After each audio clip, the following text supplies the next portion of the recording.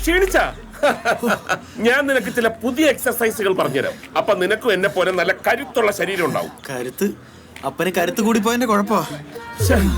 നീ പിന്നെ അത് എന്നെ പറഞ്ഞ് എന്നെ ടോർച്ചർ ചെയ്യാണല്ലോ. ഒന്നുമില്ലേലും ഞാൻ നിന്റെ അപ്പനല്ലേടാ. ആ വിചാരം അപ്പനും കൂടി വേണം. പോളി നമ്മൾ ഉദ്ദേശിച്ച ആളല്ലാട്ടാ. അതെന്താ? അന്നമ്മയ്ക്ക് വിശേഷം ഉണ്ടെന്ന്. ആണോ?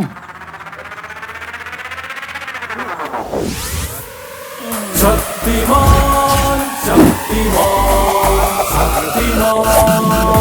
ശക്തി ശക്തിമാൻ ശക്തി ശക്തി ശക്തിമാൻ ശക്തി ശക്തി ശക്തിമാൻ ശക്തി ശക്തി ശക്തിമാൻ ശക്തിമാൻ ഭയങ്കരനാണ്.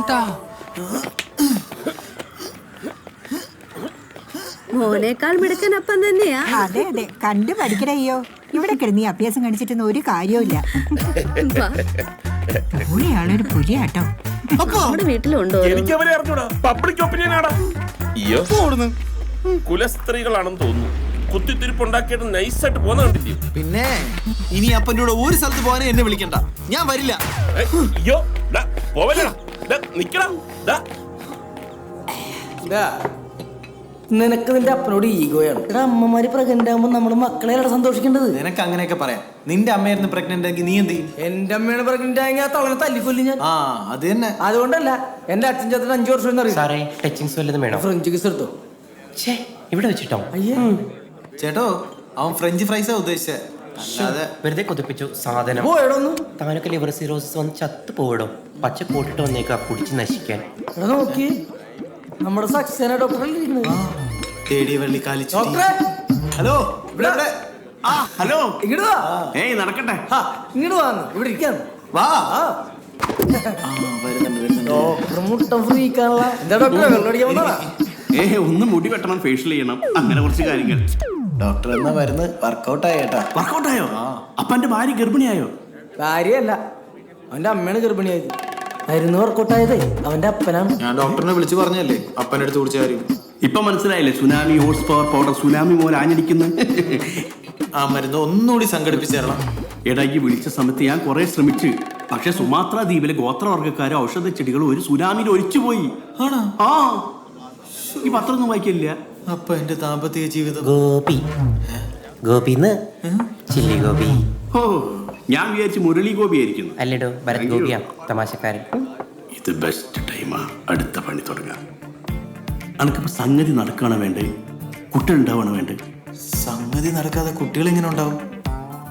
അതിനൊക്കെ വഴിയുണ്ട്. പക്ഷെ ഈ സമ്മതിക്കണം.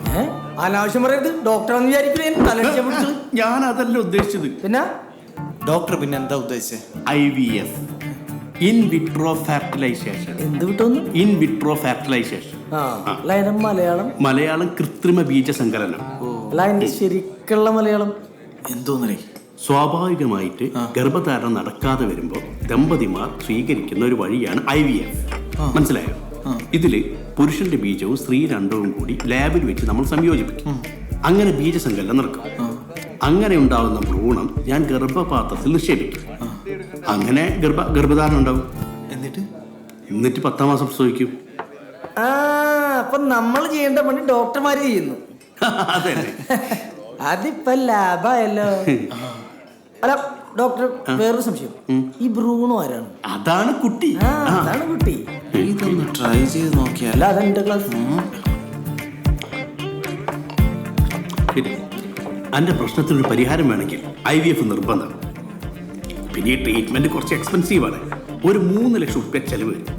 ഒരു കാര്യം, ഹോസ്പിറ്റലിൽ വന്ന് 1 ലക്ഷം അഡ്വാൻസ് ഇറക്കി, ബാക്കി മണി ശരിയൊക്കെ ഞാൻ. ഈ സാധനം പാക്ക് ചെയ്തെടുത്ത് എന്നിട്ട് എന്റെ ബില്ല് ഇവിടെ കൊടുത്താൽ. ഓ ശരി സാർ. അപ്പോഴേ ഓക്കെ, ആ ബില്ല് സെറ്റിൽ ചെയ്യും, ഹോസ്പിറ്റലിൽ കാണാം. ഓക്കെ എന്നാ ശരി. അല്ല, കേട്ടിട്ട് നിനക്ക് എന്ത് തോന്നുന്നു? എനിക്ക് എങ്ങനെയെങ്കിലും ഈ നാണക്കേടിൽ നിന്ന് രക്ഷപ്പെടണം.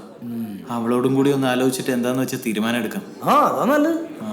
പിന്നെ അയാൾ പറഞ്ഞ എനിക്ക് അത്രയ്ക്ക് ഇഷ്ടപ്പെട്ടിട്ടില്ല. അയാളാരാ നിന്റെ കൊച്ചിന് പേരിടാൻ? കൊച്ചിന് പേരിടാനാ? അയാൾ പറഞ്ഞു കേട്ടില്ലേ, ഭ്രൂണോന്ന്. അത് ശരിക്കും നമ്മളല്ലേ ഉണ്ട്. എന്തൊരു തോൽവിയാടാ നീ.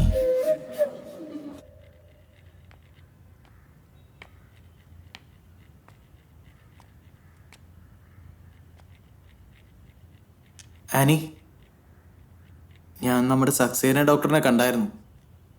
എന്നിട്ട് പുതിയ മരുന്ന് വല്ലതും കിട്ടിയോ? ഇല്ല, ആ മരുന്ന് ഇനി പെട്ടെന്നൊന്നും കിട്ടില്ല എന്നാ ഡോക്ടർ പറഞ്ഞ.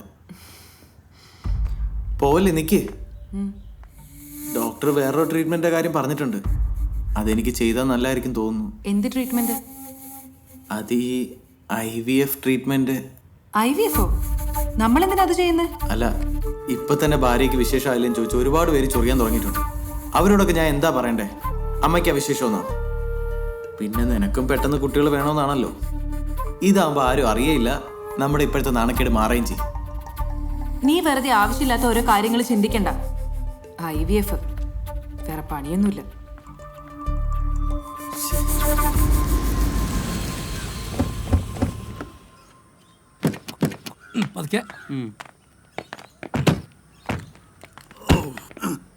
എടാ ലോന, ഇനി ഇപ്പൊ ഇവിടെ കേറാൻ നിക്കണോ?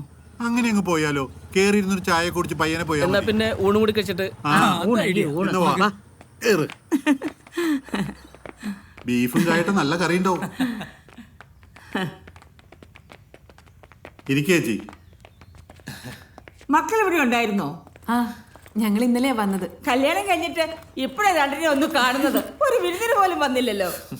അവരതിന് ഓരോരോ തിരക്കിലായിരുന്നു ചേച്ചി. ഇവിടെ തന്നെ ഇപ്പഴാ വരുന്നത്. വിശേഷങ്ങളൊക്കെ നമ്മൾ അറിയണ്ടാ.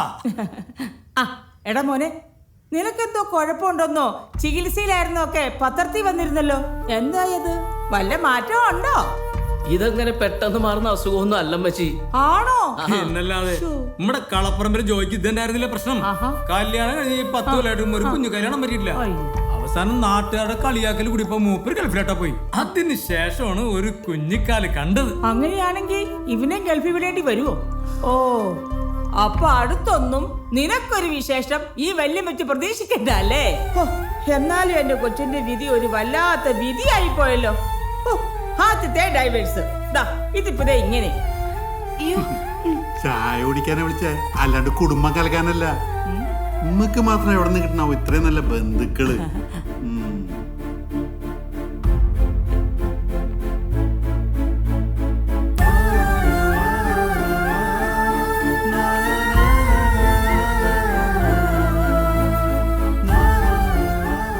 വല്യമ്മച്ചി അങ്ങനെയാ. നീ അവര് പറയുന്നൊന്നും സീരിയസ് ആയിട്ട് എടുക്കണ്ട. സാരമില്ലടോ,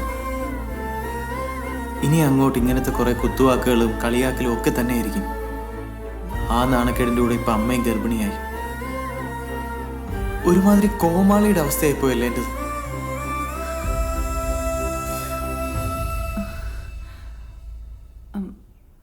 IVF ചെയ്ത സക്സസ് ആവുന്ന ഉറപ്പാണോ?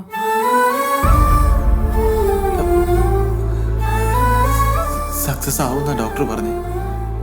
അപ്പൊ നമുക്ക് ചെയ്യാം. കുട്ടി ഉണ്ടായി കഴിഞ്ഞാൽ പിന്നെ ഇങ്ങനത്തെ നാണക്കേടുകളൊന്നും ഉണ്ടാവില്ലല്ലോ.